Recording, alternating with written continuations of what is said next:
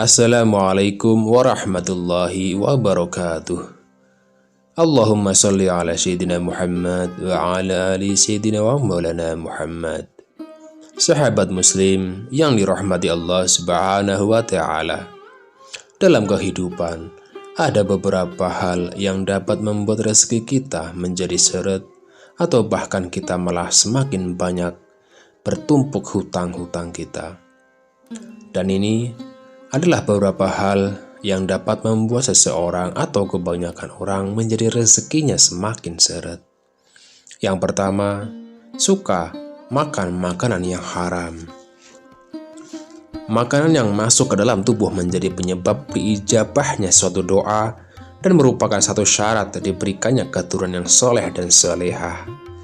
Tubuh yang di dalamnya dimasuki oleh makanan dari hasil yang haram tentu saja tidak akan mendapatkan ijabah atas doa yang dipanjatkan, sehingga secara tidak langsung pintu rezeki akan ditutup. Oleh karena itu, cara perolehan makanan yang haram juga bisa dikategorikan sebagai makanan yang haram meskipun wujud makanan tersebut halal adanya. Cara perolehan seperti dari mencuri, korupsi, merampok, menyuap, dan sejenisnya termasuk cara perolehan harta yang haram. Dalam Al-Quran Surat Al-Baqarah ayat 12, Allah subhanahu wa ta'ala berfirman, yang artinya, "Hai orang-orang yang beriman, makanlah di antara rezeki yang baik-baik yang kami berikan kepadamu, dan bersyukurlah kepada Allah jika benar-benar kepadanya kamu menyembah." Quran Surat Al-Baqarah 172. Yang kedua, sibuk memikirkan duniawi. Pada hakikatnya, manusia diciptakan di muka bumi ini adalah untuk beribadah kepada Allah. Tapi kadang manusia lupa akan akhirat dan terlalu mementingkan urusan duniawi. Dan ini tentu berimbas kepada seretnya rezeki yang diberikan Allah kepada hamba-hambanya.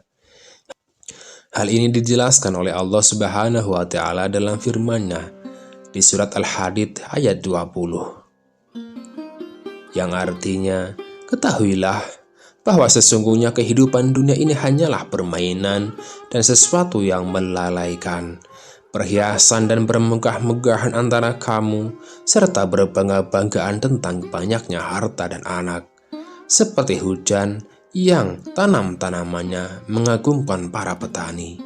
Kemudian tanaman itu menjadi kering dan kamu lihat warnanya kuning, kemudian menjadi hancur. Dan di akhirat nanti ada azab yang keras dan ampunan dari Allah serta keridhoannya. Dan kehidupan dunia ini tidak lain hanyalah kesenangan yang menipu." Quran Surat Al-Hadid ayat 20. Yang ketiga adalah syirik. Syirik adalah salah satu perbuatan maksiat yang menjadi penyebab seretnya rezeki. Dan sebagai manusia, jangan sekali-kali meminta agar dipermudah urusan rezeki selain kepada Allah. Dan hanya Allah sebagai satu-satunya pemberi rezeki. Dan dijelaskan secara jelas dalam Quran Surat Ar-Rum ayat 40, yang artinya, "Allah lah yang menciptakan kalian, kemudian memberi kalian rezeki, kemudian mematikan kalian, kemudian menghidupkan kalian kembali. Adakah di antara yang kalian sekutukan dengan Allah itu yang dapat berbuat sesuatu dari yang demikian itu?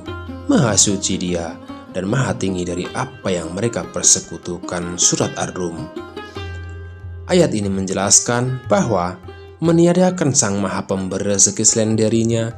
Ayat ini sekaligus menegaskan juga bahwa hanya Allah yang memiliki kekuasaan untuk mengatur hal tersebut. Jadi, adalah kewajiban tiap makhluk untuk selalu bersandar hanya kepada Allah subhanahu wa ta'ala. Yang keempat, kufur nikmat. Perbuatan maksiat yang satu ini merupakan kebalikan dari perbuatan yang mensyukuri nikmat. Rasa syukur adalah suatu perbuatan yang menunjukkan berbagai pengaruh dari nikmat yang dilimpahkan Allah kepada hambanya, di mana hati dan keimanan ikut dilibatkan dalam menampakkan rasa syukur tersebut. Seseorang dapat dikatakan bersyukur bila memenuhi 3 unsur, yaitu hatinya selalu meyakini bahwasanya segala nikmat hanya berasal dari Allah Subhanahu wa Ta'ala. Lisannya selalu memuji kepada Allah. Dan yang ketiga, setiap jengkal anggota tubuhnya senantiasa melakukan amal soleh. Untuk memahami secara benar bahwasanya setiap nikmat yang kita dapatkan hanya berasal dari Allah Subhanahu wa Ta'ala. Bila kita kufur nikmat, maka tauhid jauh dari sempurna dan justru jatuh ke dalam kesyirikan yang membuat berbagai pintu rezeki tertutup untuk seorang hamba. Allah Subhanahu wa Ta'ala bersabda dalam surat Ibrahim ayat 7, artinya, dan ingatlah ketika Tuhanmu memaklumkan, sesungguhnya jika kamu bersyukur, niscaya aku akan menambah nikmat kepadamu. Tetapi jika kamu mengingkari nikmatku, maka pasti azabku sangat berat. Quran Surat Ibrahim ayat 7. Yang kelima, suka mengeluh. Suka mengeluh. Mungkin hal ini terdengar tak ada hubungannya dengan seret atau tidaknya rezeki seseorang. Namun ternyata kebiasaan suka mengeluh merupakan satu bentuk tindak bersyukurnya seseorang kepada Allah Subhanahu wa Ta'ala. Manusia yang pandai bersyukur, maka akan ditambahkan nikmatnya oleh Allah Subhanahu wa Ta'ala.